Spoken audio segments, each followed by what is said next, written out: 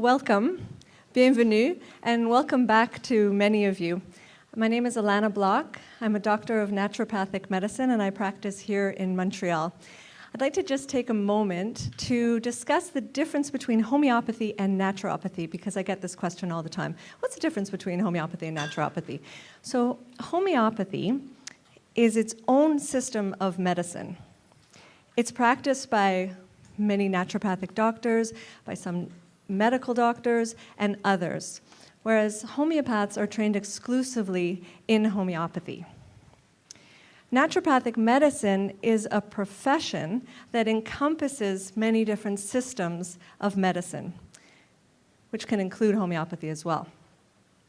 So this is the second of a two-part debate. The first debate was in May on the regulation of naturopathic medicine, and this one is on homeopathy. I'll ask you to all please turn off your cell phones. That'd be great. I've passed index cards and pencils around, and there are a few sitting around everywhere if anyone's missing one. If you have any questions, if you could please write the question down on the index card and pass it to the aisle. And between the debate segments, we'll be walking through the aisles and collecting the questions. So please just write the question down, pass it to the aisle. That would be great. So I'll introduce Dr. Mark Ware, who will be our fantastic moderator for the evening. He did such an amazing job in May. We're really happy to have him back. Dr. Mark Ware is Associate Professor in Family Medicine and Anesthesia at McGill University and is Director of Clinical Research of the Allen Edwards Pain Management Unit of the McGill University Health Center. We hope you enjoy the evening. Have a good one, and I'll hand you over to Dr. Ware. Thank you, Alana. It's a pleasure to see so many people here tonight, and as a clinician practicing in a chronic pain management clinic, we get approached a lot by patients who come and their families asking about different kinds of treatments for different kinds of pain. Very often they've done their own searches. You can go on the internet and look for chronic pain, and there are a tremendous number of therapies that are advertised or abdicated or which people share with one another.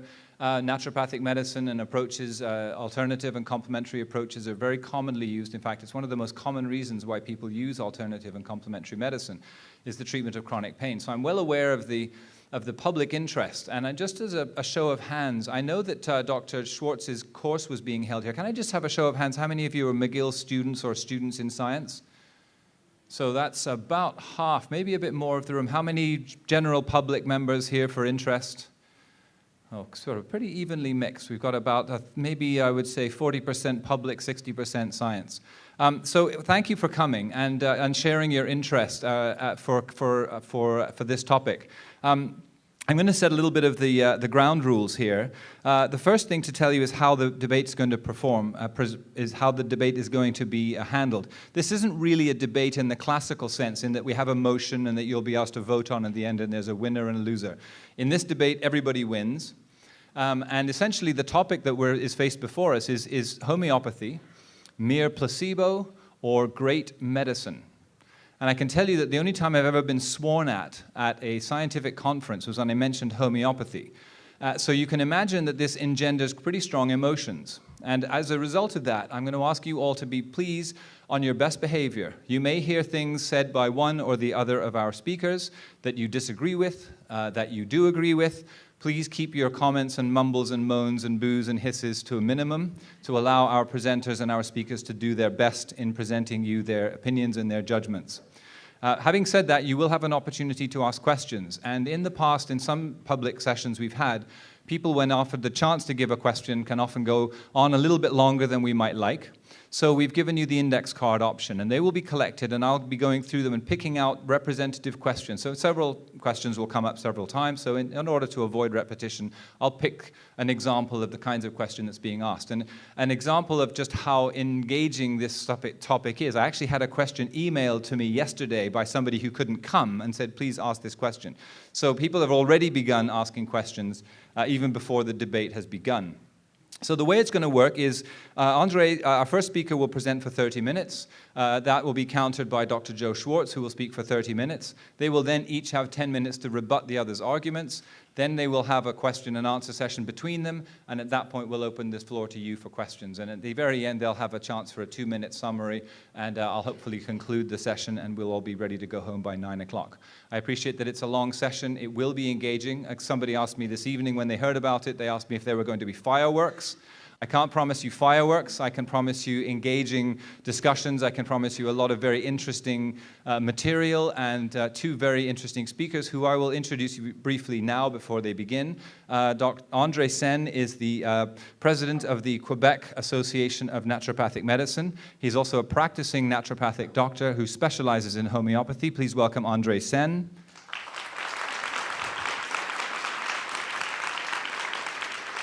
And Professor Joe Schwarcz is Professor of Chemistry here at McGill University. He's the Director of the Office of Science and Society, the author of many books. The most recent one is called The Right Chemistry, available at a bookstore near you. And it's a great pleasure to welcome Dr. Joe Schwarcz, known to most of you as Dr. Joe. And without further ado, I'm going to invite our speakers. I will be the timekeeper. I broke my arm recently playing hockey, so I'm committed to a cause. If somebody goes on too long, I will charge the stage and ram you with my cast. So please respect the time frame, and please respect each other. I ask for an air of respect from the audience, and I expect also the same from my 2 debaters. If there are fisticuffs looming, I will also step in and interrupt. And there is a reason for making those statements, as I'm sure you will experience. And we're going to ask André Saine to open the floor, please. 30 minutes on homeopathy, mere placebo or great medicine. Good evening. I'd like to dedicate this historic debate to Samuel Hahnemann, the founder of homeopathy, who 200 years ago, exactly in the fall of 2012, began teaching homeopathy at the University of Leipzig. Also, I'd like to dedicate this debate to his most brilliant student, Adolf Lippe, who's we're celebrating this year's his 200th birth anniversary. Ladies and gentlemen, tonight we're asked to debate a question that has been harshly argued over for more than 200 years.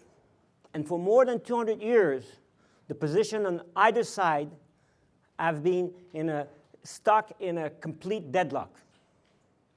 It's just astonishing to note that the argument on either side have essentially not changed over this long period of time. On one side, you have skeptics who, from a mere theoretical point of view, argue that homeopathy is implausible. Therefore, it can't work. And any evidence in favor of homeopathy is logically flawed, is looked as completely flawed. Now, this position has led to, not surprisingly, to harsh criticism, such as homeopathy is a pernicious quackery, or that the tenets of homeopathy are marinated in pseudoscience. And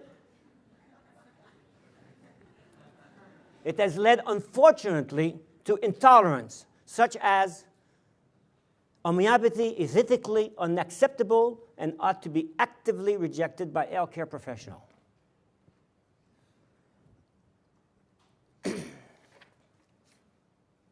And has called for the end of homeopathy and the end of veterinary homeopathy. On the other side of the conflict, we have generation after generation of homeopaths all over the world claiming, from a purely factual point of view, with loads of evidence, and yet it works. And will denounce any trial showing that homeopathy is not better than placebo as being fundamentally flawed.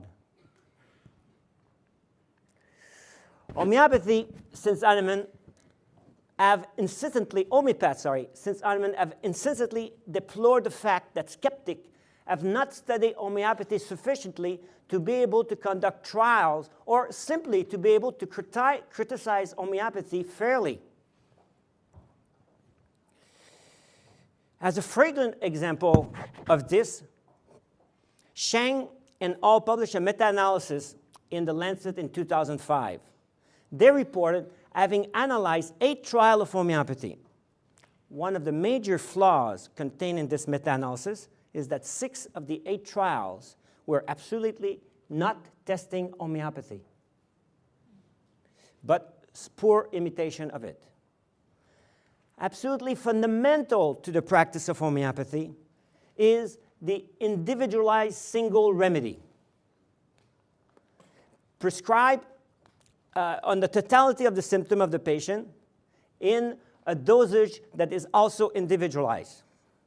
Of the 8 trials of homeopathy in the Schwarcz and meta-analysis, there were 2 trials testing individualized treatment with these 2, with the single remedy, but not with the individualized dosage. As for the 6 other trials, none of them were individualized. This is, unfortunately, very bad science. Before going any further, it is very important to understand that Hahnemann was a man of science. He was recognized at his time as a great scientist and particularly an expert chemist. Hahnemann was born and educated in the years of the time of Enlightenment in Europe, which was the time of rationality. And he tried to bring rationality in medicine. And he endeavored to do this all his life. And therefore, he did his first edition of the Organon. Organon means the instrument of understanding, was called the Organon of the Rational Healing Art, Art of Healing, Rational Healing Art. So this was in 1810. Hahnemann must be remembered for the extreme rigor he applied to all his scientific investigation, which he requested nothing less from his critics. In 1817, he wrote a most important note to his reviewer. He wrote a most important note to his reviewer in which he said, homeopathy appeals not chiefly, but solely to the verdict of experience. Repeat the experiment, it cries aloud, but repeat them carefully and accurately, and you will find these observations, not theories, these observations confirmed at every step, insisting upon being judged by the results. In other words, Hahnemann makes more than the fair request that anyone who intends to make a trial of homeopathy or wants to make a critical criticism of it needs absolutely to obtain a minimum of competence in the principle and practice of homeopathy, which as a rule takes a minimum of 2 years of study. Now to the big question of the evening. Who's right, who's wrong in this conflict about homeopathy being mere placebo or great medicine? This is of great interest to the skeptics who believe that people are being fooled, wasting their money on useless treatment, which can potentially be harmful, as what they believe can delay more effective treatment. On the other side, we have homeopaths who, from first-hand daily experience of immense health benefit brought by homeopathy, are advocating that every single person has the most fundamental right to have full access to this uniquely gentle, safe, effective, and curative system of medicine. I believe this long-lasting and complete deadlock on a purely scientific question is, at minimum, bizarre and certainly unique in the history of modern science. And it can only be resolved by proceeding with nothing less than with the greatest scientific rigor every step of the way. Science in general, and homeopathy in particular, requires critical thinking, but at the same time, openness of the mind, all the way. Scientists must be interested by phenomena and be prepared for new discovery and changing paradigms. Let's now tonight, I invite you all to approach the question before us with a complete non-biased mind and use the best scientific thinking to make sense of this schism that has divided the medical profession, so unfortunately for suffering humanity. Let me now address the skeptic argument of implausibility. The argument of implausibility focused particularly on one aspect of homeopathy, which is the fact that homeopaths use ultramolecular preparation. Ultramolecular preparation, UMPS, so I'll use this evening, UMPS, just be aware it's ultramolecular preparation, are prepared from solution that went through a process of serial succussion and dilution, usually exceeding, in theory, Avogadro's limit. The use of UMPS has certainly been the biggest stumbling block for the acceptance of homeopathy in scientific quarters. Indeed, skeptics commonly assume, first, that there is not a single molecule of the original substance in homeopathic remedy. And second, homeopathic remedy are indistinguishable from each other.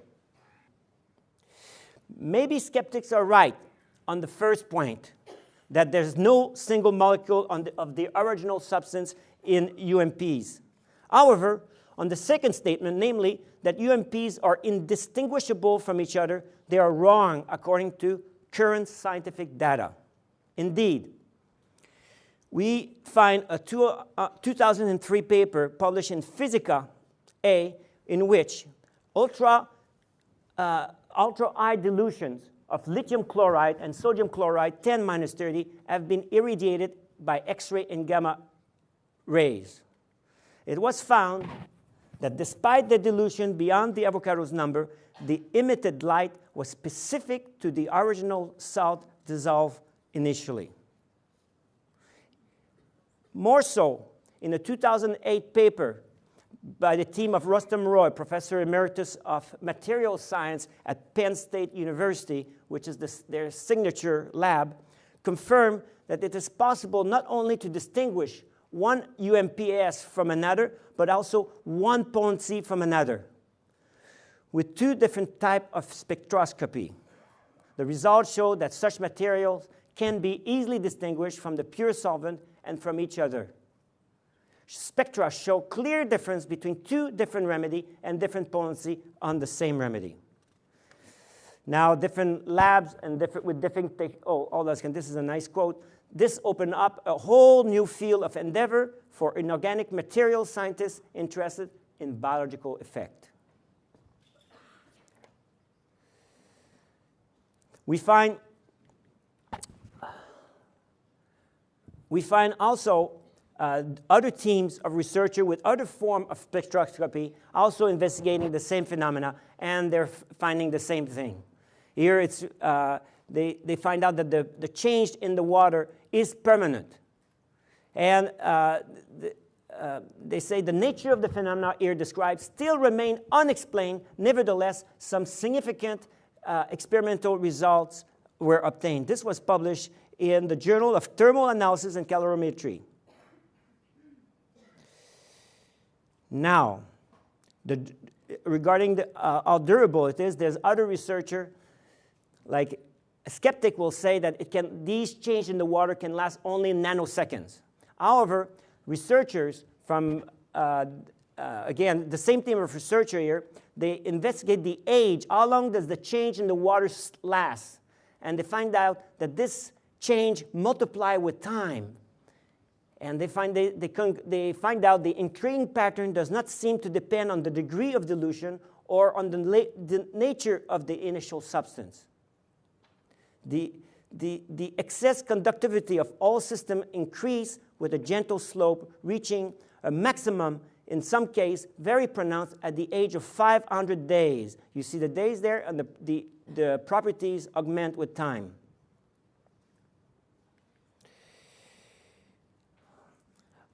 coming back to the first argument, homeopaths, of course, have to admit there's not a single molecule. Well, let's look at this. A paper that was published in 2010 from the Indian Institute of Technology, which is ranked 49 in the world in terms of School of Engineering, compared to 46 on the QS scale of top university, so not too far from McGill, 46th place. And they found out that we demonstrated for the first time by transmission electron microscopy the presence of physical entity in these extreme dilution in the form of nanoparticles of the starting metal and the aggregate. And here you can see on the left, you can see thin at the 10 minus 60. And on the right, you can see thin at the 10 minus 400. Now, you will say, yeah, but that was published in the Journal of Homeopathy. The same team published in the Journal of Langmuir, which is a very, very prestigious journal of chemistry. Actually, it's one of the journals of the American Chemical Society. And they have a motto, which is, let me see the motto, which is the most trusted, the most cited, and the most read journal. And this team from India, from the Indian Institute of Technology, they confirmed that they found particle even in these extreme super Avogadro dilution. And they found out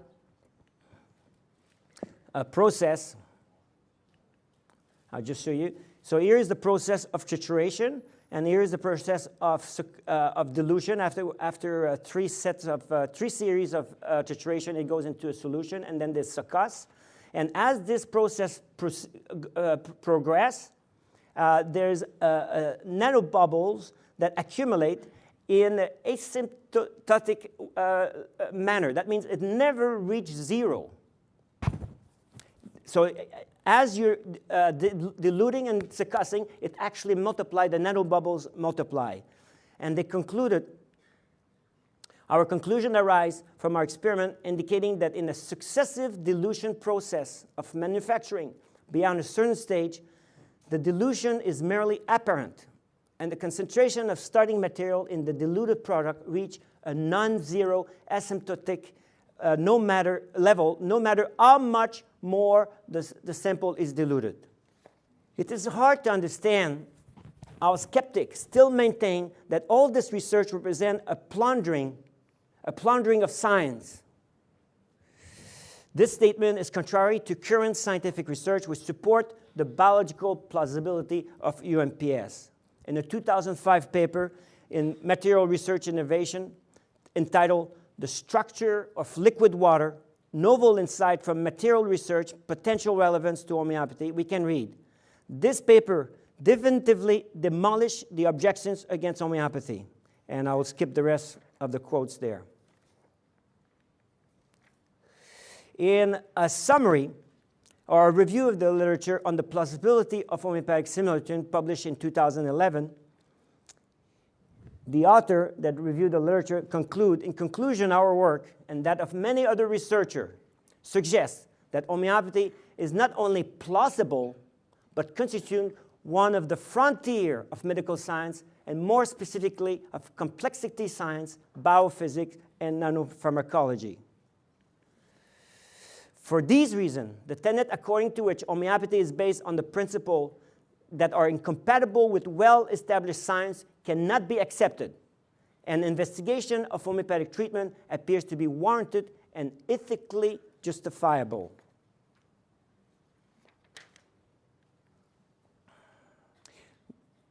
Now, the question that we probably all have, fine, we have remedy that makes sense. There is nanoparticles. There is a permanent change in the solution. But can they have a physiological effect? Skeptics already conclude no. Let's look at the science. Let's look at the research. Evidence of the clinical effectiveness of homeopathy. First, we're going to look at in vitro research. We can read in this 2007 systematic review of the in vitro research in homeopathy. A systematic assessment of the in vitro research on high potency effects. That was their objective. Inclusion criteria, stepwise agitated dilution, smaller than 10⁻23, cells or molecules from human or animal. Results, from 75 publications, 67 experiments, 1/3 of them replication, were evaluated. Nearly 3/4 of them found a high potency effect. Nearly 3/4 of all replication were positive. Conclusion, experiment with a high methodological standard demonstrate an effect of high potencies. Let's look at plant research now. Here again, we have a 2009 critical review of the literature on plant research in homeopathy. The literature on the application of homeopathy for controlling plant disease in both plant pathological model and field trial was reviewed. Results, a total of 44 publications on phytopathological models were identified. 19 papers were statistics. In general, significant and reproducible effect with decimal and centesimal potencies were found, including dilution level beyond Avogadro's number.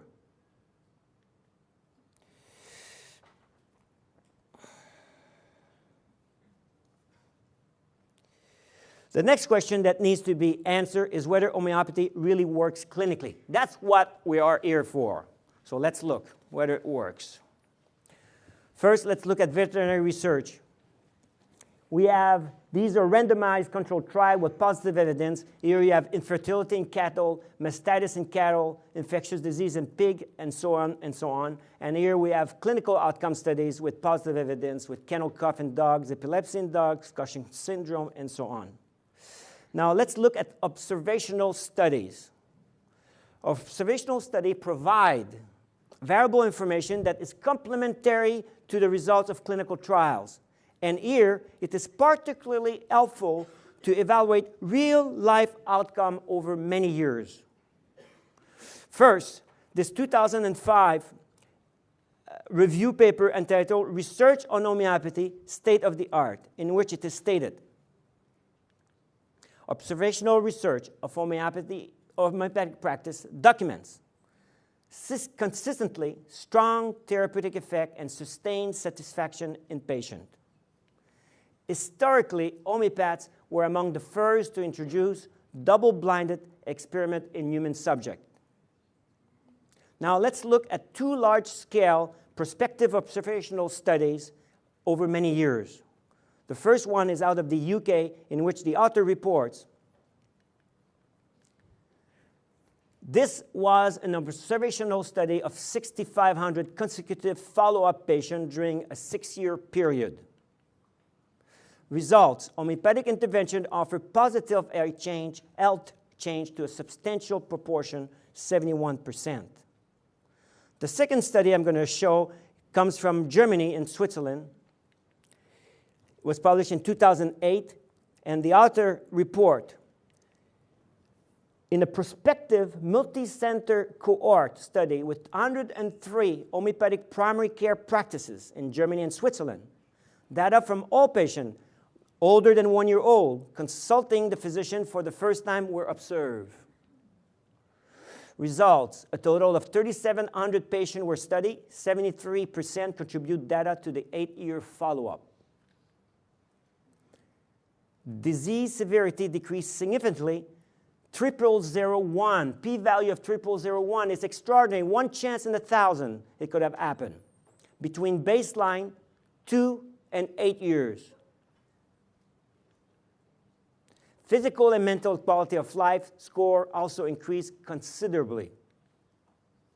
Conclusion, patients who seek homeopathic treatment are likely to improve significantly. These effects last for as long as 8 years. Now let's look at therapeutic trials. There are all kinds of wonderful trials throughout the long history of homeopathy. However, I will focus on two RCT, 2 randomized controlled trial. The first one we're going to look is the outcome is very interesting because the outcome is life or death. So that's a bit more dramatic. This is a study on sepsis in intensive care unit. Mortality in patients with severe sepsis remained high despite the development of several therapeutic strategies. The incidence of severe sepsis is between 70 to 300,000 patients in the United States a year. The aim of this randomized, double-blind, placebo-controlled trial was to evaluate whether homeopathy is able to influence long-term outcome in critically ill patients suffering from severe sepsis. 70 patients with severe sepsis received homeopathic treatment or placebo. 5 globules in a potency of 200 C were given at 12 hours interval during the stay at the intensive care unit. Survival after 30 and 80 days was recorded. Result: on day 180, survival was statistically significantly higher with verum homeopathy, 76% versus 50%, a p-value of 0.04. No adverse effects were observed. Yeah. Here we have a skeptic from England in The Guardian stating, this RCT trial that has been done time and time again with homeopathy, you find overall that the people getting the placebo sugar pill do just as well as those getting the real posh, expensive, technical, magical homeopathic pill. Now, a valid question to ask Goldacre is whether he considered the 26% extra death in the sepsis placebo group doing just as well as the group receiving homeopathy. Now, let's look at a second RCT, and this one is of great interest as researchers were able to isolate the strength of homeopathic response from the clinical skill of the homeopaths. So the way they did this is let's look. It's on hyperactivity in children. An increasing number of parents turned to homeopathy for treatment of their hyperactive child. 2 publications, a randomized, partially blind trial, and a clinical observation study conclude that homeopathy has positive effect in patients with ADHD. The aim of the study was to obtain scientific evidence of the effectiveness of homeopathy in ADHD. Method. Prior to the randomized, double-blind, placebo-controlled crossover study, they were treated with individualized prescribed homeopathic medication. So they find out who respond to the remedy. 62 of 83 patients, 75% accuracy in prescribing, who achieve an improvement of 50% in the Conners Global Index, participate in the trial. Results.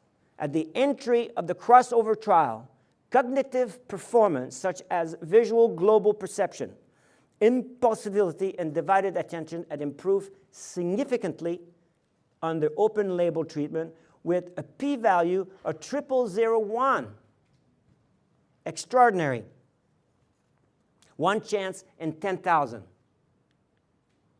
That is because they isolated, they removed from the equation the prescribing skill. So you're just looking at the reaction to the homeopathic remedy. The trial suggests scientific evidence of the long-term effectiveness of homeopathy in the treatment of attention deficit hyperactivity disorder, particularly in the area of behavioral and cognitive function. I have a couple of minutes to start to look at systemic study and meta-analysis. And this is where skeptics say they rely much on the meta-analysis. In 2004, medical historian Michael Dean published the first systematic review of all clinical trials of homeopathy published in the medical literature from 1821 until 1998. And he found and analyzed 45 prospective trials, and 205 controlled trials. Some of the main findings of this extensive search analysis are: homeopathy has a long history of scientifically conduct trials.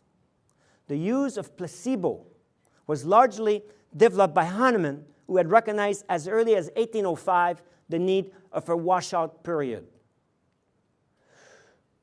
Homeopathy, now to the question, is homeopathy clinically relevant?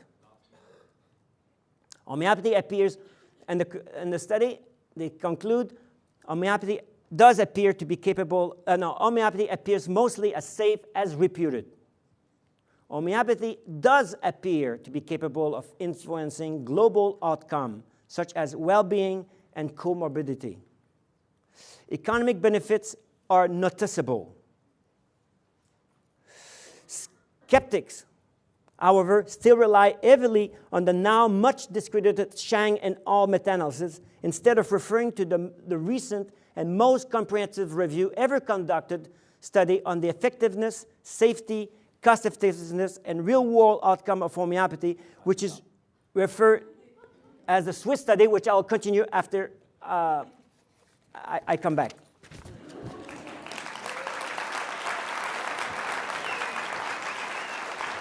Thank you. Thank you.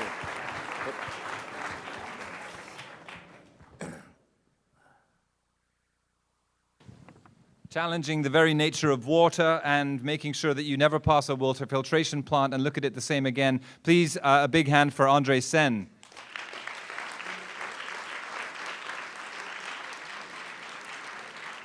You've already heard from Joe Schwarcz tonight by reading his words. Now here to defend himself in person, please, Dr. Joe. You have 30 minutes. Thank you. And those of you who are new to McGill, welcome. I'm not sure why I'm needed. André made my case. He made it very well. You referred to me. I stand by everything that I said. But you want some detail. So the question before us is whether or not homeopathy is effective medicine, or is it a placebo? In fact, it's the wrong question, because it means that a placebo cannot be an effective medicine. It can be both. There's no dichotomy here. It is true that I believe that homeopathy is chemically and biologically implausible, but I also believe that it can be psychologically very compelling.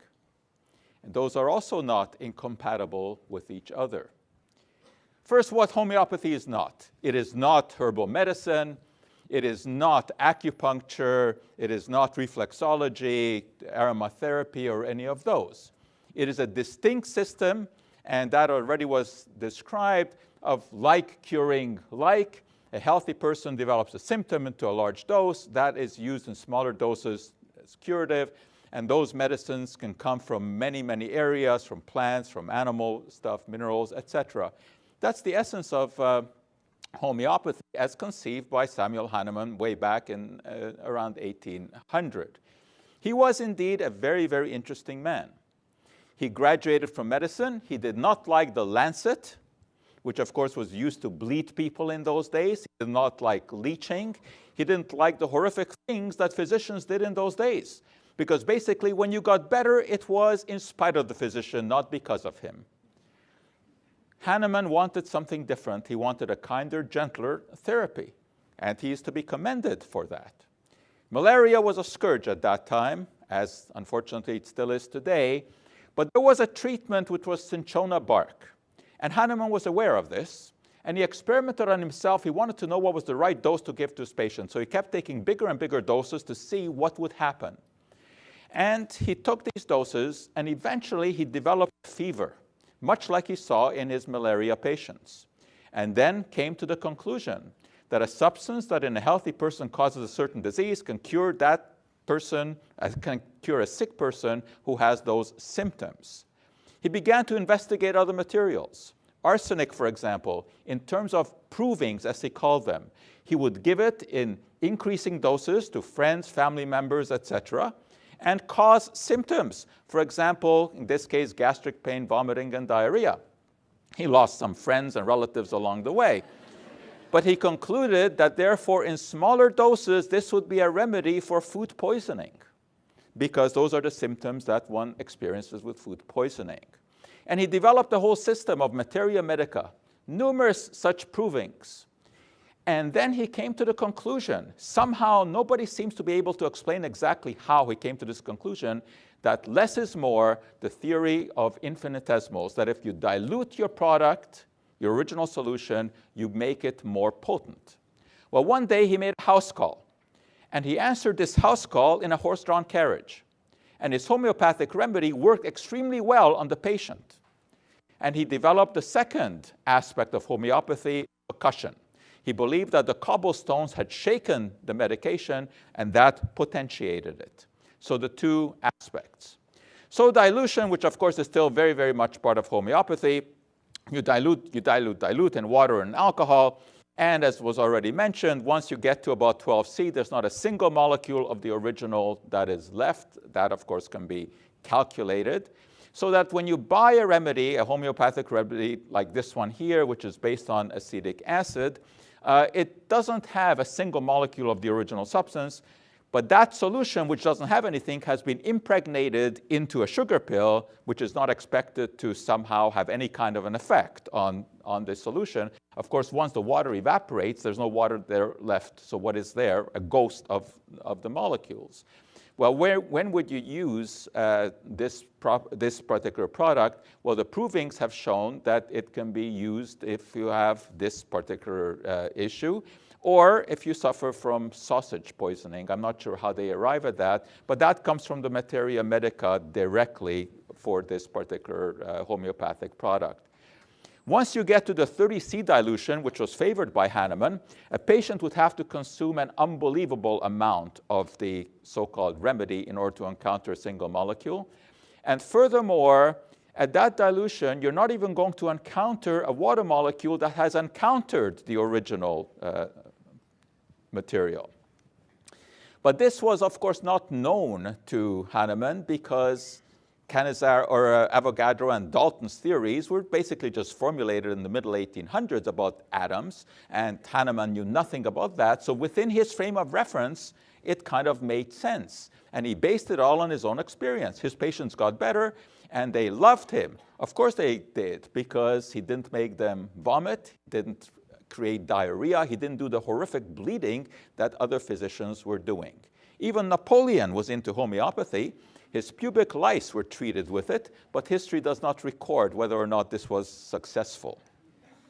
But not everyone was enamored. Sir John Forbes, Queen Victoria's physician, didn't like the idea of homeopathy. He thought that it outstretched the boundaries of science.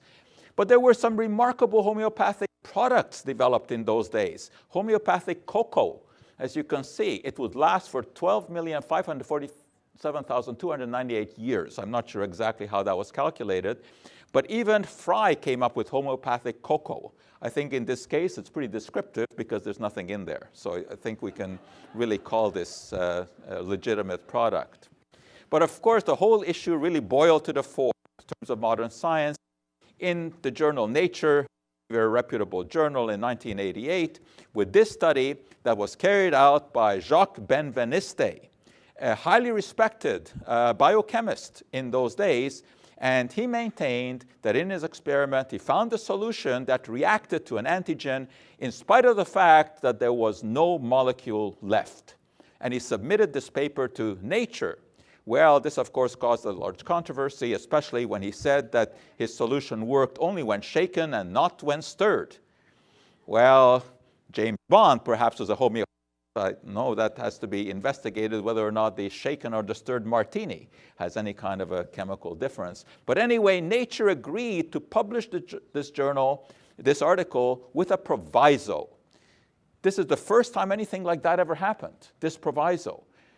They would publish the paper, but because all the referees said it was unbelievable, but they believed the data that Benveniste had done this, they would publish it with the proviso that an investigative group would go into Benveniste's lab and under his supervision attempt to reproduce the experiment. This is just what happened. Now, the homeopathic proponents, of course, stood behind this. They believed Benveniste. In fact, David Riley, highly respected, said, if we prove the observations wrong, we've exposed homeopathy as one of the medical science's greatest misadventures, a huge folly. That's what he said.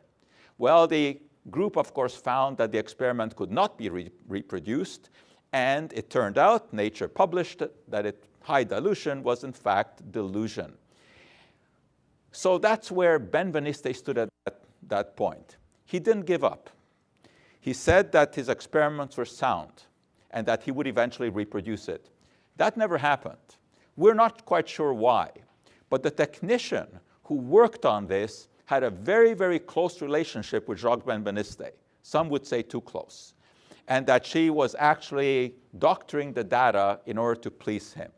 We cannot prove that for another, but it seems to be a possible explanation given all the information that we are now privy to. Benveniste went on to found a company called DigiBio, and he said that homeopathic information could actually be transmitted through the internet. And he carried out experiments whereby he said that this could in fact be done. Well, this, I think, does not stand up to the rigors of what we call science-based medicine, which has 4 basic pillars. Of course, we rely on peer review. We do rely on plausibility because we have a large mountain of scientific knowledge upon which we can stand and gaze out at the world and judge to see what makes sense and what doesn't. And of course, experience plays a role, as does critical thinking. But really, the cornerstones are peer review and plausibility.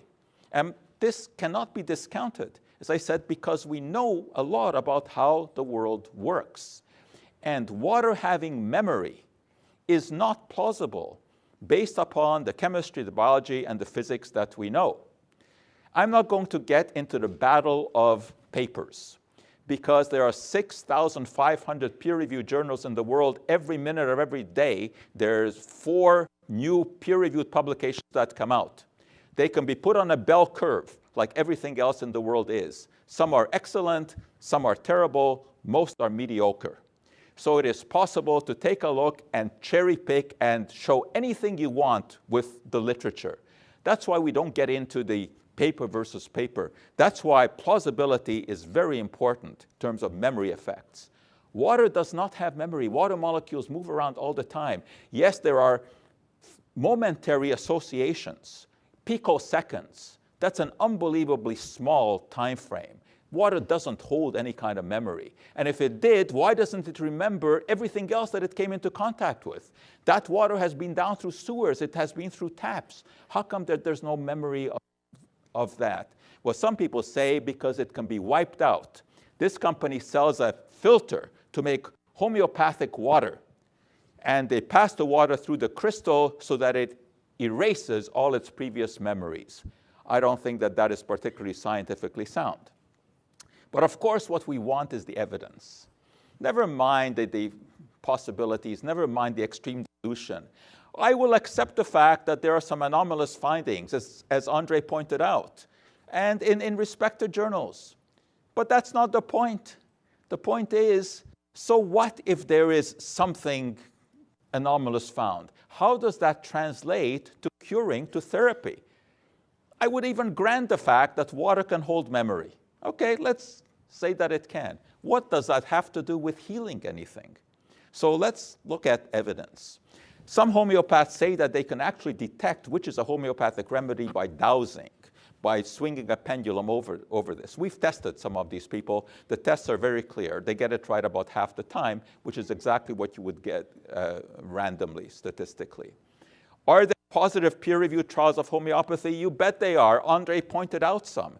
This particular one, indeed on sepsis, makes use of a plant product in extreme dilution, and indeed the conclusion is that there is an effect. Of course there is. You will find in the scientific literature positive and negative studies for anything. That's why we look further than that. We look further than the journals of homeopathy and alternative medicine where most of these appear. We look at everything. We look at the meta-analyses.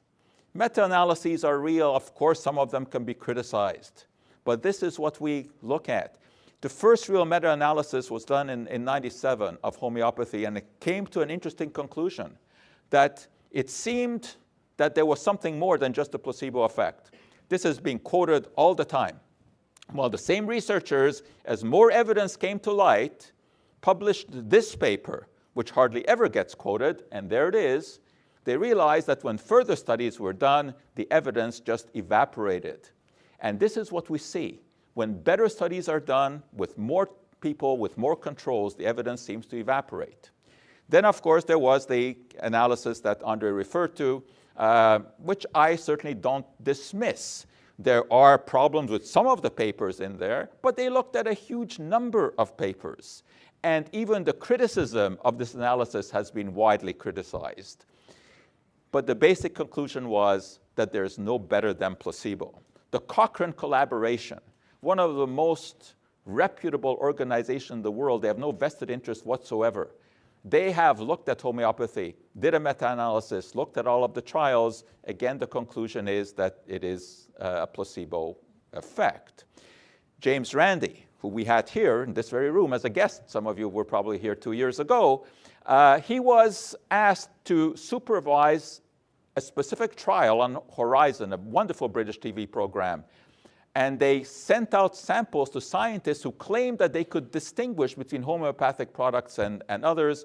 The result, as you can see, was that they were unable to do so. The experiment was a complete failure. This was repeated here in Canada on Marketplace. They did a very, very good analysis of this. You can get all the videos at that website and see what Canada was able to find. Homeopaths argue that homeopathy is not susceptible to scientific analysis in the same way because of the individualized treatment. It's true, it is individualized, but that is also curious because there have been studies where the same patient with the same symptoms has gone to numerous homeopaths and gets completely different advice. So I'm not sure how that makes sense. As far as the animal homeopathy goes, it is true animals are not susceptible to the placebo effect the same way they're humans, but humans who look after the animals are. And here too, placebo-controlled trials have been done. We can, get into this, who has the better trials, et cetera. But just think about whether or not plausibility should play a role. In Switzerland, the Swiss government has decided that homeopathy can be put on the national health scheme. This caused a lot of controversy because they claim to have evidence for the benefits of homeopathy. This also has been investigated thoroughly, and it turns out that all of the members on the committee who made that recommendation in Switzerland had some connection to homeopathy or a homeopathic producer. In England, the House of Commons struck a committee, the Science and Technology Committee, to look into homeopathy, and they came up with the recommendation that it should not be on the National Health Service, after consulting experts across England, and these were scientists themselves.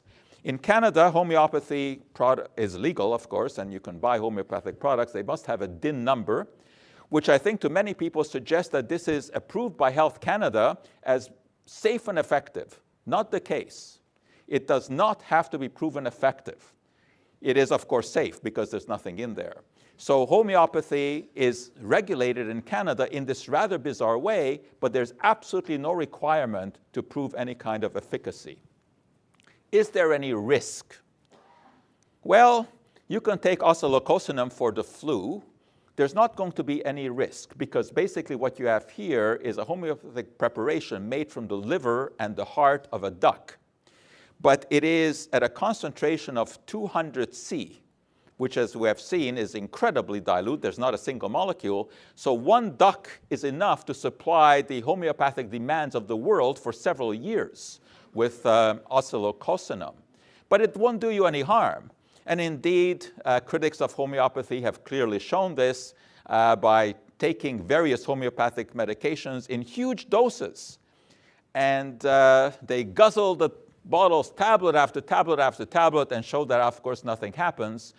Of course, the homeopaths will argue that this is the wrong way because they're taking more and more of the stuff, whereas potency increases as you take less and less. So, of course, nothing happens to them if they take more and more. If they want to really prove the toxicity of homeopathy, they should forget to take the pill. Then something would happen. There are some incredibly strange homeopathic remedies, and they're out there on the market. Now, I would think that most honest homeopaths are not into this, and I would hope that André would agree with me that homeopathic remedies based on Berlin Wall are not reputable. The idea here is that the Berlin Wall in healthy people caused anxiety, and therefore a homeopathic preparation made from the Berlin Wall relieves anxiety. There have been really bizarre things. This homeopath in Germany thinks that homosexuality can be cured homeopathically. That is not only scientifically absurd, but it is morally absurd as well. After the Fukushima accident, well, now we're talking about more significant risk because some homeopaths said, forget any kind of other protection. This is what you need, homeopathic remedies that can protect against radiation.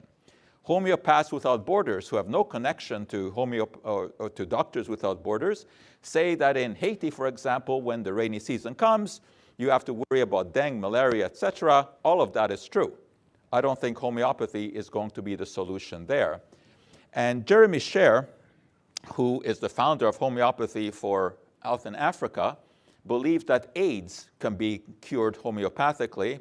I know, as all homeopaths do, I don't think that that is the case, that you can just about cure AIDS in many cases, but of course he's not allowed to say this because the pharmaceutical companies would get after him because he's got this simple remedy for AIDS.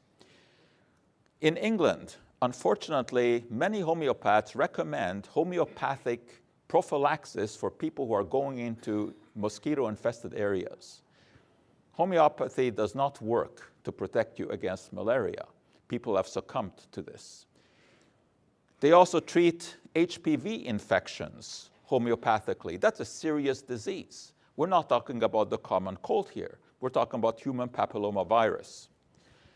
Now, some of these alternative websites that recommend homeopathy, and I don't mean to suggest at all that all homeopaths would be in this category, but some are. But of course, some doctors also do crazy things.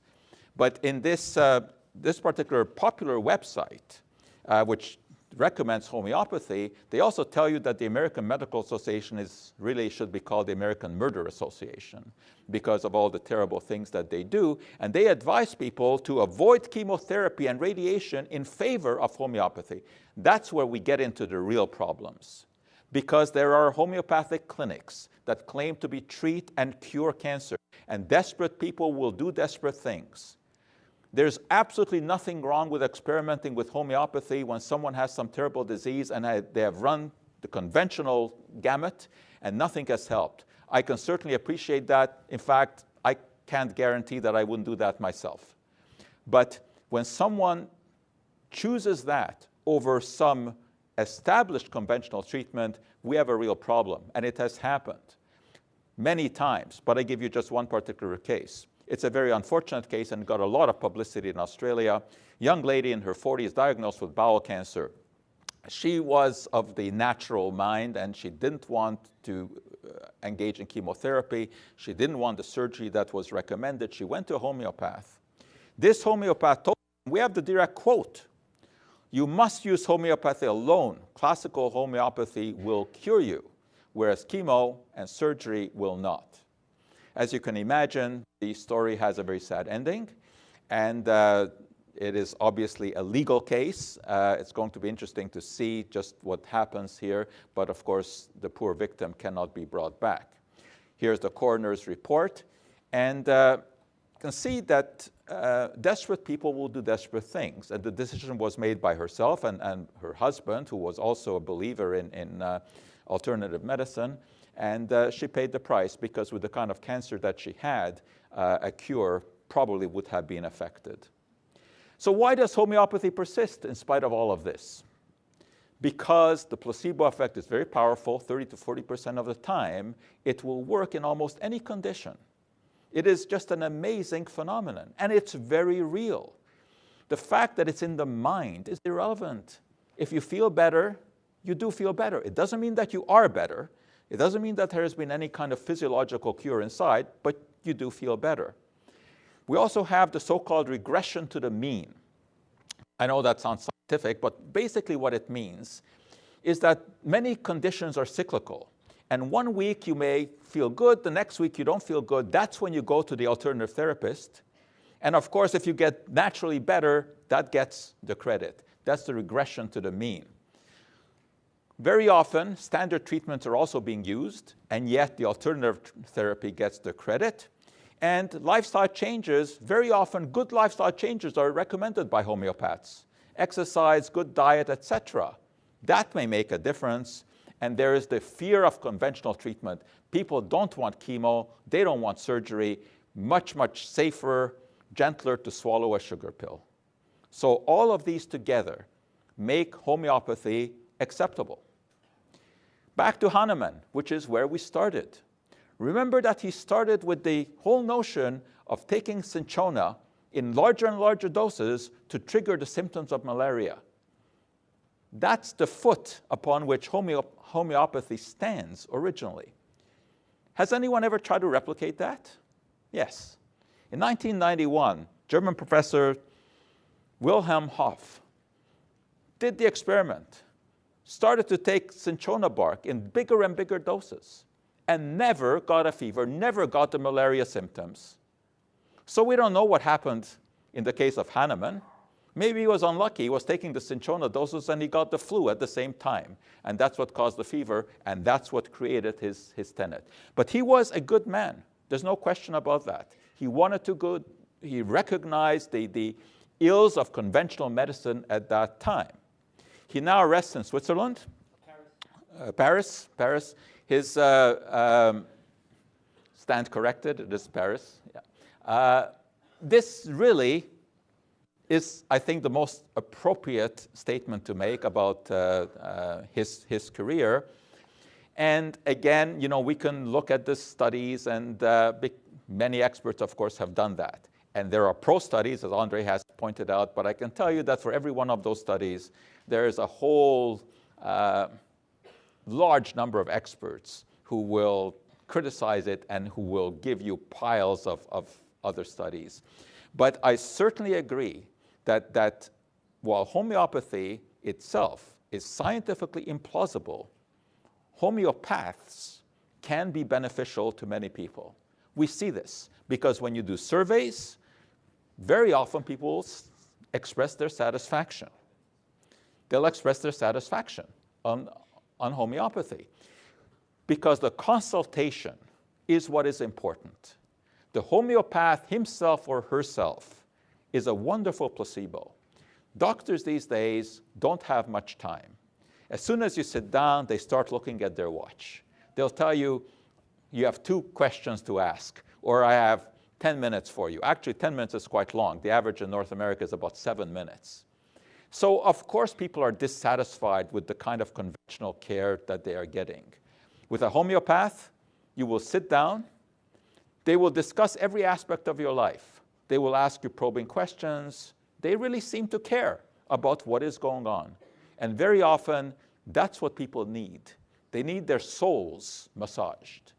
And that is not to be dismeaning, because that is very important.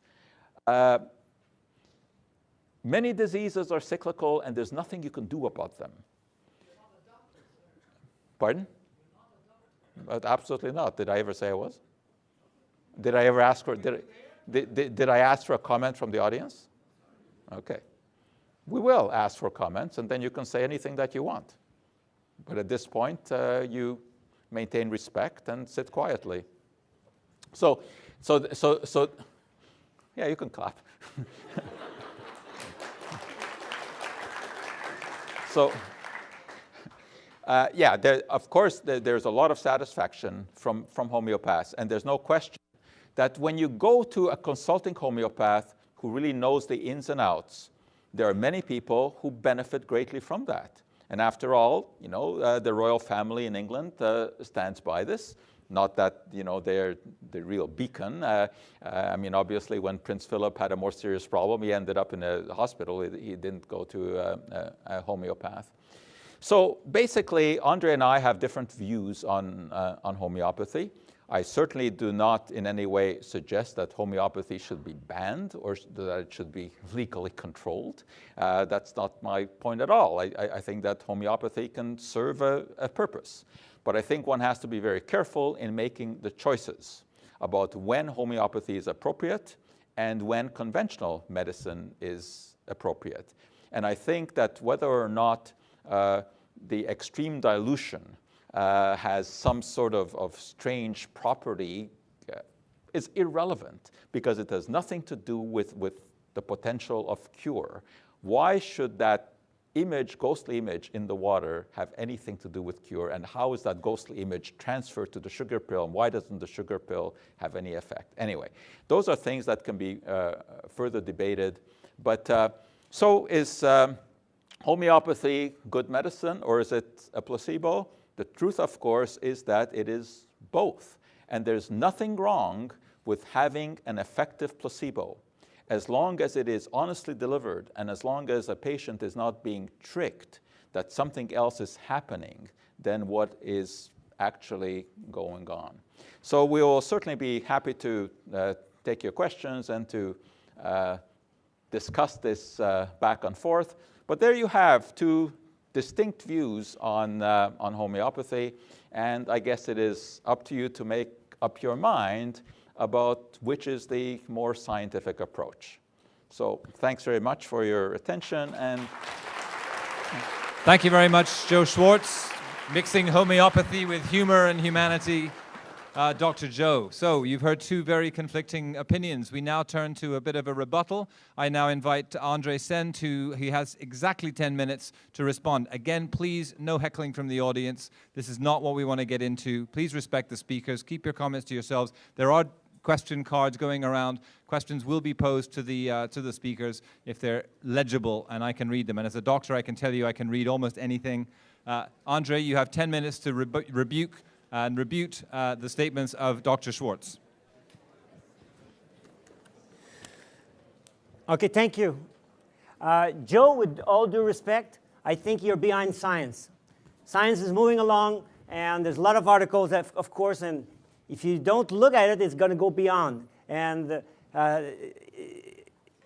to compare Randy and Marketplace with researchers from renowned center doesn't equal. It does not equal. There's scientists, serious scientists out there making serious research, and the work of Benevincent was replicated by several labs since, and it was published a long time ago, over 10 years ago. In terms of history, Joe, you don't know your history. The process of dilution and succussion, serial dilution and succussion, was not an invention of Hahnemann.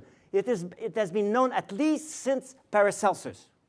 And Hahnemann used crude dose at least until 1822. In other ways, he went through the process of serial dilution slowly and slowly over the years. It's only around 1812 that he went beyond Avogadro's number. It took many years. It was not a flash of genius. It was a process of experimentation. And as he experimented, he noticed greater response from the patients. He said, let's do it further, greater response. And which is confirmed now with the work on nanobubbles, where there's an augmentation of the effect. In terms of the placebo effect, Joe, I think you're in the 1955 with Beaker's study of the powerful Beaker placebo effect. The effect, this was reviewed many, many times since 1955, and the Cochrane collaboration came out, I think this year, with a review of all the trials where they compare placebo with effective treatment and a no treatment arm. And when they use this, they look at about 200 trials with a no treatment arm, and they find out the placebo effect in clinical trial is really negligible. I was telling you that I'm going to present the finding of the most comprehensive review of homeopathy. This was the one that I referred before, and Joe also referred, but it's also called as the Swiss study. Here, this is a health technology assessment conducted over a period of 7 years by scientists for the Swiss government. So this was independent scientists. There was 8 scientists, and 3 of them, were also practicing homeopathy. But the editor were neurosurgeon and psychiatrists, nothing to do with homeopathy. There were scientists specialized to analyze trial, nothing to do with homeopathy. And there were other scientists that were involved. Only 3 had knowledge of homeopathy, of the 8. An HTA is an established scientific procedure which, in contrast with a meta-analysis like Schwarcz and systematic review, examine not only the efficacy of homeopathy, but especially its real-world effectiveness, its appropriateness, safety, and economy. HTAs are therefore much wider in scope and politically more informative. For the evaluation of the effectiveness of homeopathy, all available systematic reviews were examined. All meta-analyses were prepared by the Institute of Social and Preventive Medicine of the University of Bern, where Schwarcz was, which is specialized on research on public health issues. A total of 22 reviews were analyzed. The synopsis of study result found at least a trend in favor of homeopathy in 20 of the 22 reviews.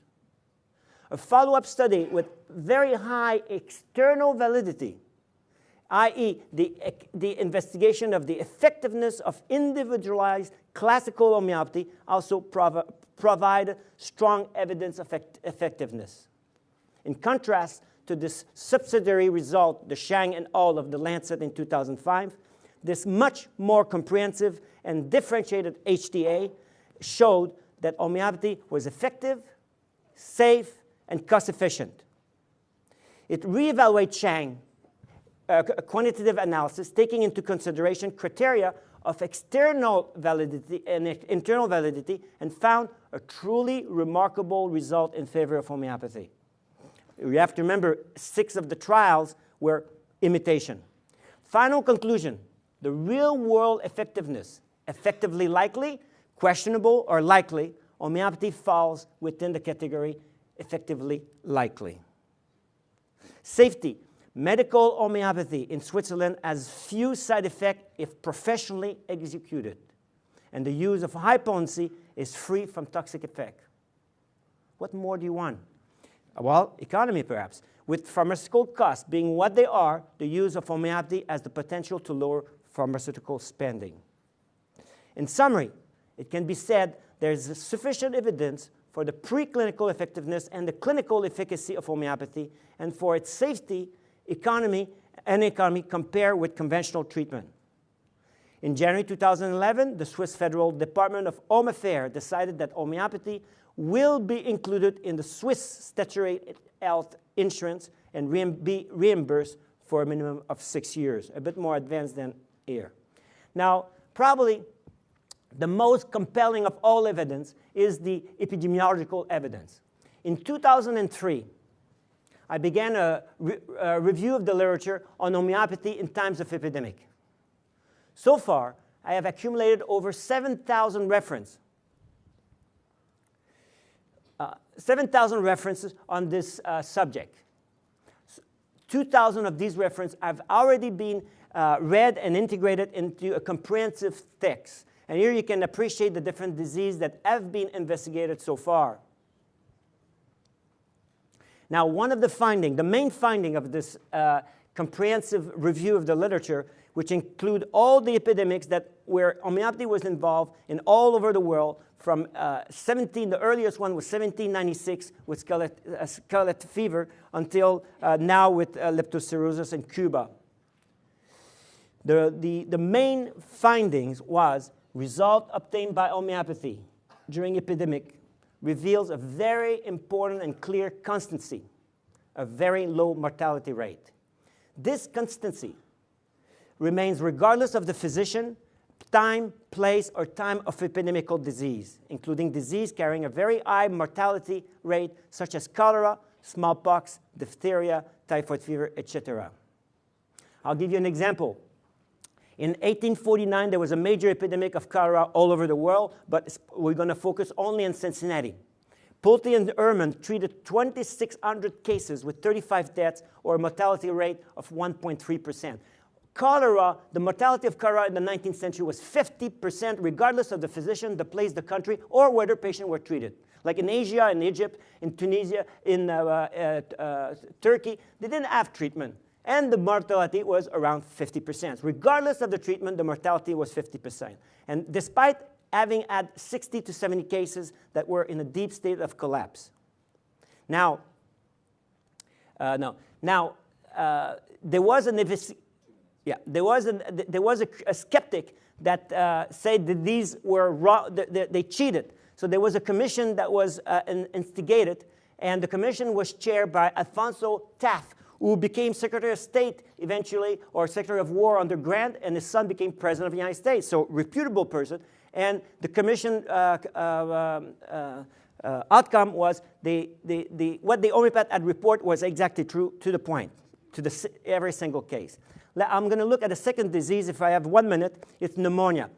Osler reported that the mortality of pneumonia since the 1850 has been steady at 30%.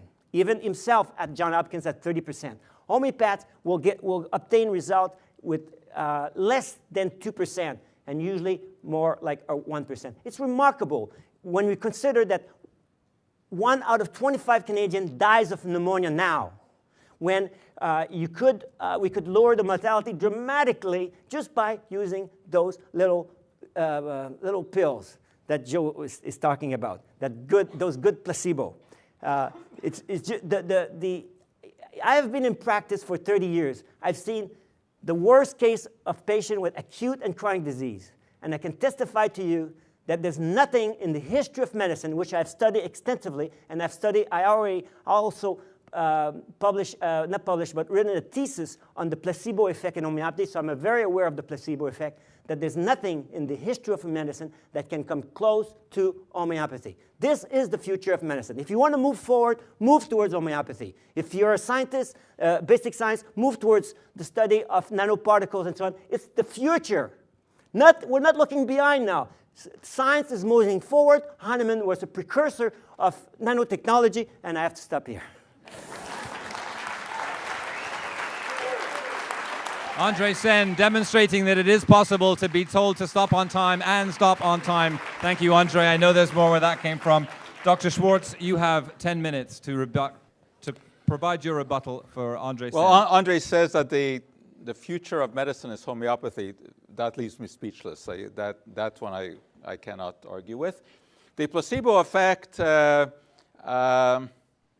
know what, I will later defer to world's expert. We have Dr. Raz sitting in the front here, who probably is the world's expert on the placebo effect. I think he can address your questions better on that and point you in the right direction. André originally mentioned that the arguments today about homeopathy haven't changed much since Hahnemann. Well, yeah, I think that makes for a very, very interesting case. How come that we're arguing the same things? Science tends to be a self-correcting discipline. And the corrections, it may take a little time, it may take a decade or even 2 decades, but it gets corrected. How come that we're still arguing about the same thing? Just think of other medicines. Think of aspirin. Are we arguing about whether or not aspirin works? Do we argue about whether or not penicillin works? Do we argue about whether or not vitamin C prevents scurvy?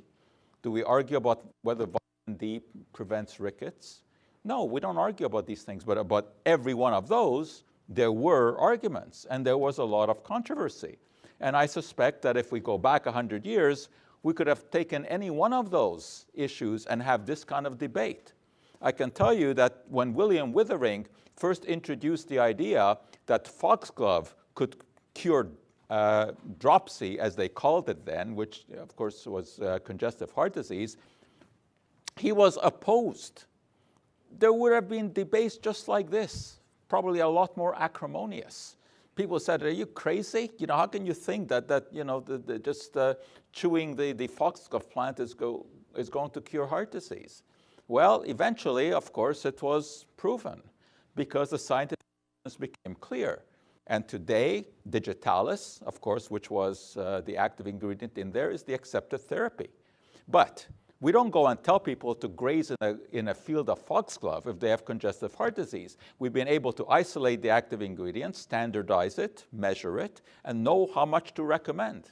There is a fixed amount, measurable in milligrams. That's what we know is in there. It's not the ghost of some molecule that is in there. And of course, the same thing goes for the numerous effective interventions that have been introduced. Almost everything at the beginning is opposed. That's history, not only in medication. When microwave ovens were first introduced, a lot of criticism. We are now seeing that with cell phones and Wi-Fi. New technology breeds criticism, but eventually the truth comes out. So why are we arguing about exactly the same thing that we were arguing about 250 years ago? André says that I've been left behind, that I don't know my science. I think I'm pretty up to date on science. I'm pretty up to date on the literature. I've read all of those papers about the nanoparticles. They have absolutely nothing to do with homeopathy. They have to do with some anomalous findings and some solutions. Virtually all of them have been explained. Whether or not it's particles dissolving from the glass, or whether it's an overgrowth of bacteria that were inadvertently introduced. I mean, there are explanations there. Rustum Roy, who was referred to, is not highly regarded in the scientific community. He is one of those outliers, and there are many such. They tend to be highly vocal. The only way that you can get a real good feel for what is really going on is not by sitting here and listening to us and judging, who has the bigger impact. That's not how it works. You have to do the legwork. You have to go and read the literature yourself. You have to take a look who is saying what. Who are the reputable sources? Are you going to refer to someone who has spent their life working on research in this area, or someone who just is making money off of providing some sort of therapy? So it's a question of really doing the work. No one can do this for you. If you're really interested in homeopathy, start reading. Go to the web. There's a tremendous amount of information. I would recommend that you take a look at Science-Based Medicine, which is an absolutely wonderful website. And that is, it's a conglomerate of people, but they are all highly respected. I mean, they're even by their opponents, they're respected because they have stellar careers. They have published in scientific literature hundreds and hundreds of articles. Science-Based Medicine.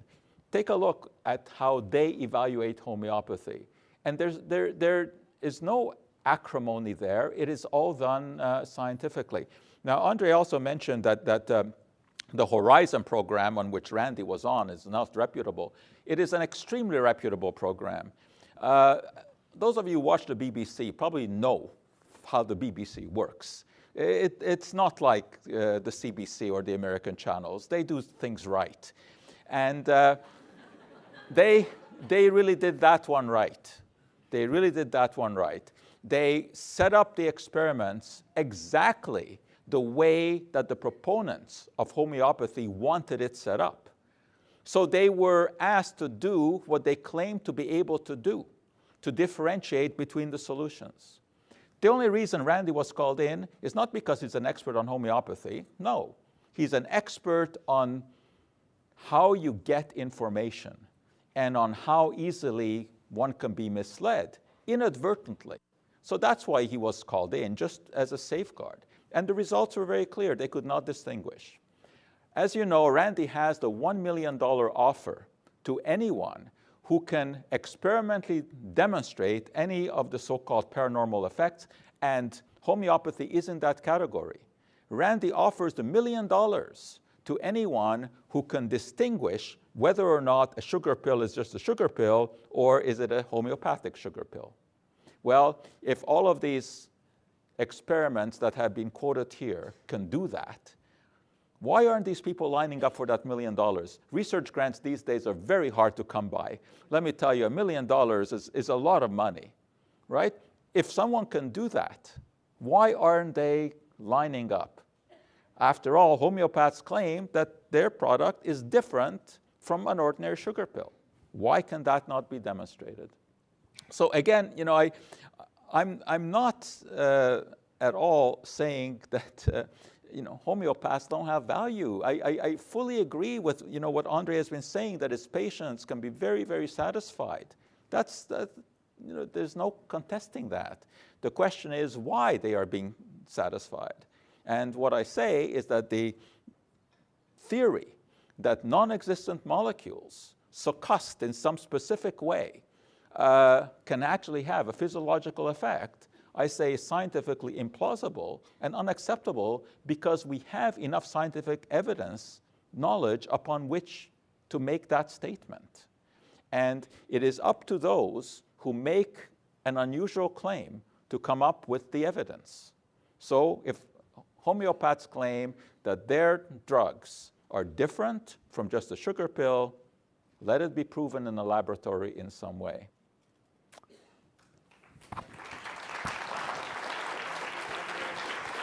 Thank you very much, Joe.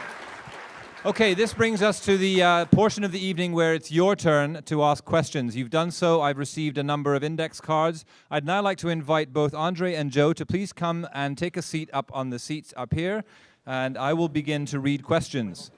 Okay, before we get to the audience questions, I'd like to invite our two speakers. You have one question each to ask, two questions each. I'd like you each to take it in turns to ask your question. I'll let André, you begin. Your first question for Dr. Schwarcz. Joe, I see that you're still convinced that homeopathy is mere placebo. What would it take? What kind of convincing evidence will it take? A properly controlled, randomized trial.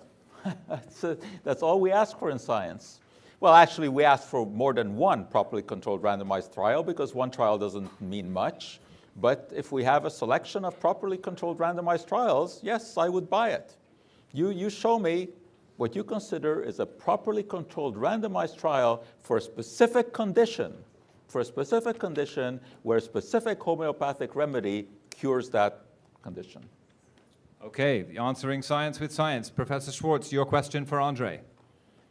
Why are you not trying to cash in on the $1 million that Randy offers, if you can tell the difference? Why are you sitting here for free when you could be making $1 million? That's called the $1 million question, folks. Listen, I'm a physician, I'm a clinician. First of all, I don't deal with magicians, first. Second is to do the work, you would have to have access to spectroscopy equipment that only you and professor at the university will have access. So you are the one that could do it, and I could tell you how to do it. I could tell you how to do it. We could split the money. Half the money could go. Counter offer. Half the money. I like it. Half the money could go to the Office of Science for Science and Society, and half would go for homeopathy. I think I better rely on the sales of my books if I want to make money. You saw it here, folks. The prize-winning money split. Okay, André, your next question and second question for Professor Schwarcz. Okay. Joe, you have a loved one that is in ICU with sepsis. There's a study shows that there is 26% more death in the placebo group versus the verum group. Would you suggest that your loved one be treated with homeopathy, or we would say, don't do it? The person is unconscious. I would take the physician's opinion on what the appropriate medication is. If the appropriate medication isn't working, I might give it a shot. Yeah. Okay. Yeah, the physician would say, the patient is not responding. Mm-hmm. Okay. Patient is not responding, I would give it a shot. Desperate people do desperate things. You can never predict what you will do in a desperate situation. Okay, so if it happens... That takes care of at least three of the questions from the audience. Dr. Schwarcz, thank you for answering that. It was either you personally or a loved one. Professor Schwarcz, your last question for André Saine. When is the last time you've been to a physician and why? I am a physician, and I'm always watching myself in the room. A conventionally trained physician. I will give you an out. If this is a very personal question, you may duck the question, but the last time is when I had a fracture of the skull 3 years ago. Fracture of the skull 3 years ago. That was my last visit at the. So you would not visit a doctor for anything other than an emergency type situation? No, I refer patients to specialists. I need to have to extend my diagnostic field, so I will refer and say, give me an opinion on what's the problem with this patient. I need to know. A family physician cannot have access to all this equipment and laboratory studies. We need specialists that are capable to do this. But in terms of therapeutics, I rely on methods that are sure, certain, gentle, not dangerous, and effective. So no blood tests, nothing like No, that? no. We do blood tests. We look at lab. Of course we do. Yeah. But you Homeopathy yourself, is a science. you yourself have never gone to a doctor to have a blood test I done? ordered a blood test for myself. I can. Yeah, but you need someone to interpret it. No, I can't interpret it. I have done a course of medicine. I am considered a physician in the state of Oregon. I practice. I wrote my exam, my basic science exam, sitting side by side with the graduate of the medical school. Okay, It's a we'll- state we'll- exam. we'll- Yes, I'm going to stop leave this that because one. this is really not an ad hominem argument. This is about homeopathy and not our professional qualifications. I'm now going to turn some questions from the audience. The first one for Dr. Schwarcz, and this is asking whether if homeopathic substances are purely psychological placebos, do you think that the evidence that they can work in animals and plants has any weight? I thought that I addressed that. There have been many publications on homeopathy in animals. Each of those trials, the ones that have shown some positive effect, is outweighed by the trials that have not shown any effect. So if you look at the meta-analysis and you look at the properly controlled studies, there's nothing there. Sometimes, you know, it is indeed very interesting because people will interpret what their animals are doing or how they're behaving in different ways subjectively when the objective behavior is exactly the same. People love their pets. And there have been studies that show this. You give your pet a homeopathic remedy, and you have an objective observer evaluate whether there's any difference. And they will say, no, there isn't. But you, as the pet owner, will look at the same pet and see that it's getting better.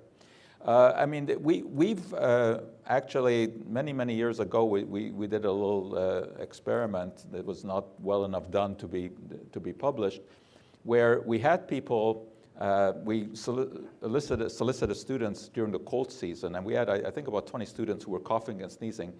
And we recorded, in those days it was on a tape recorder, we recorded their coughing and sneezing frequency. So we had the data. And then we gave them a sugar pill, but we told them that this was a new medication that had just come out for the cold.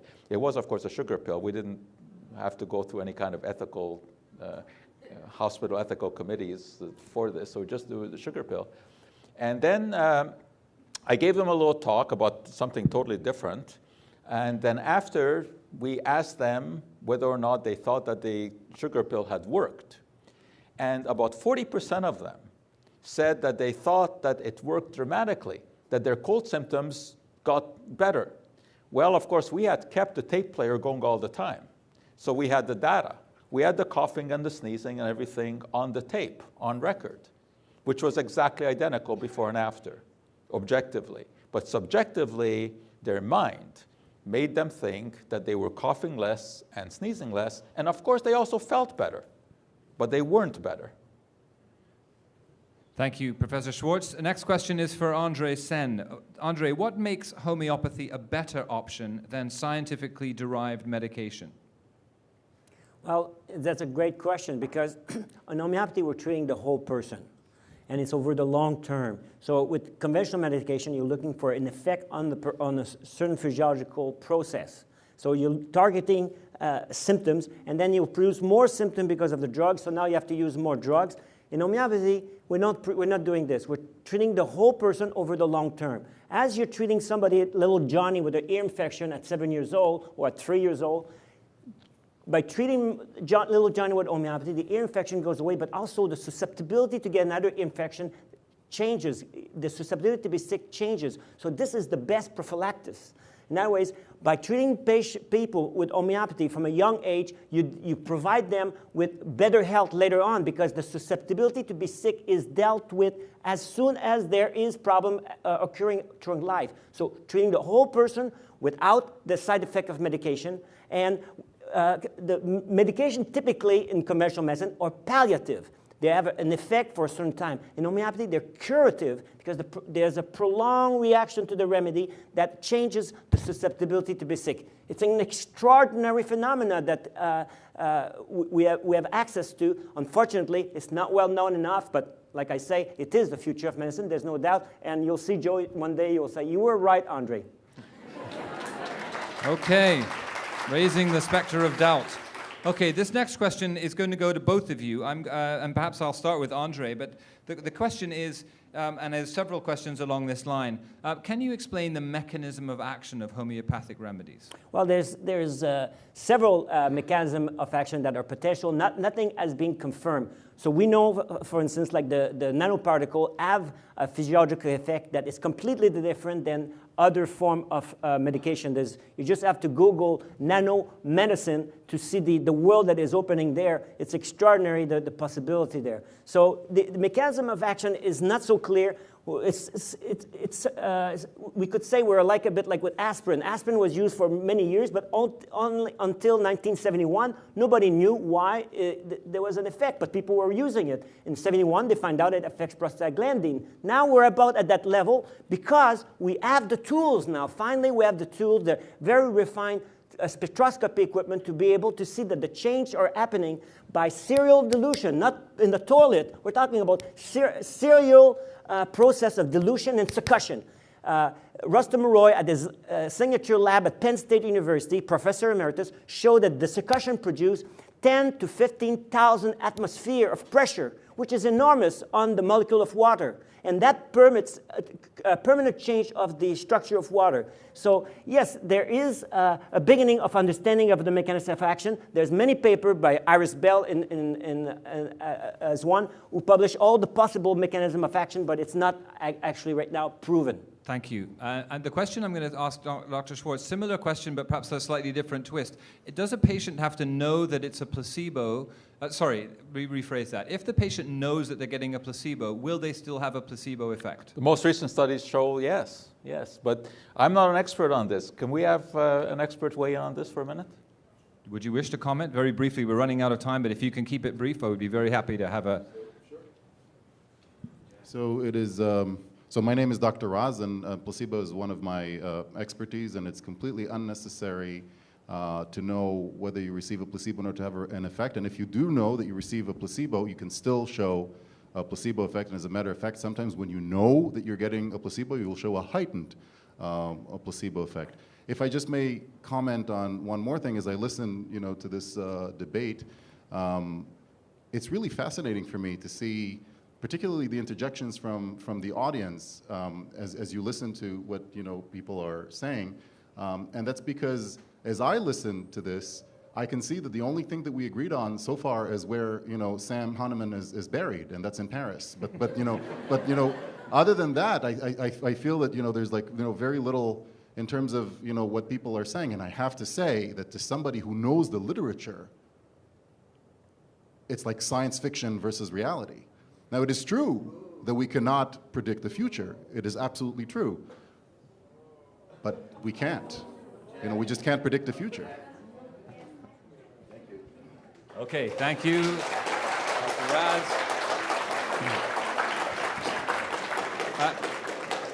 Time for two more questions each person. André, do you believe that homeopathic remedies should be taken above or before the use of conventional medicines?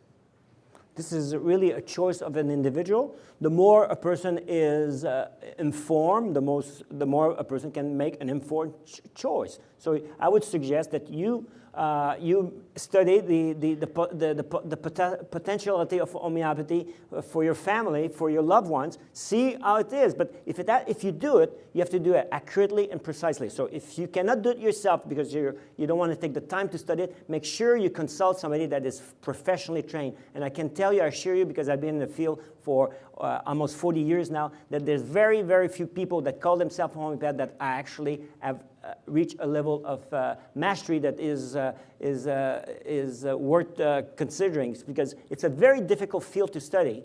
And we have no like here in Canada, we have no university teaching homeopathy, so people get course right and left, and we're not even sure which one got the right course. So, and as Joe pointed out, there's people in the profession that say anything, and there's no body to say that this is pure quackery, what you're saying. However, there are homeopaths out there that are very serious, that are very learned people. It's very interesting also. In most homeopaths, let's say in Europe, in South America, are graduate of medical school, scientific medical school, and you'll notice that throughout the history of homeopathy, you will not see, if we consider that homeopathy is a belief system, that there's no heretic. Almost none. There's Ernst, but Ernst cheated. He says he was a homeopath when he's never completed a course of homeopathy. But throughout the history, you have all these scientifically trained physicians that adopt homeopathy, but you don't see any people quitting.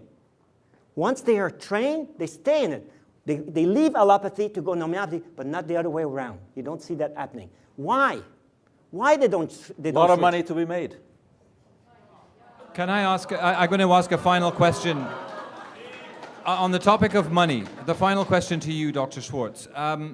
The accusations that homeopaths may be invested in their own research, and some of these accusations have also been leveled against physicians and involvement with pharmaceutical companies. There have been a number of comments from the audience about that. Would you like to comment on the possible bias of medicine in the pharmaceutical industry? Of course there are biases. There was a very big article, and a good article just yesterday in the Washington Post that addresses that whole issue, where they looked at what happened with Abandia, the diabetes drug that had to be recalled, because indeed there was an obvious conflict of interest among the authors. It happens. As I told you at the beginning, virtually everything in life works on the bell curve. Yeah, you have some rotten apples in every field, and you can pick at those. But what we want to look at the bulk of the evidence. You know, André asked, how come that homeopathy is not taught in hospitals? Why is it not taught in hospitals? I think that's the question that we have to ask.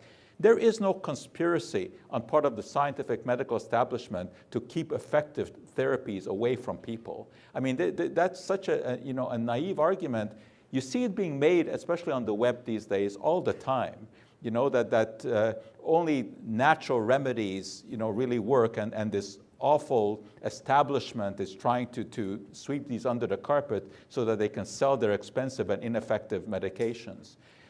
It doesn't work like that. Doctors, real physicians, want to cure people.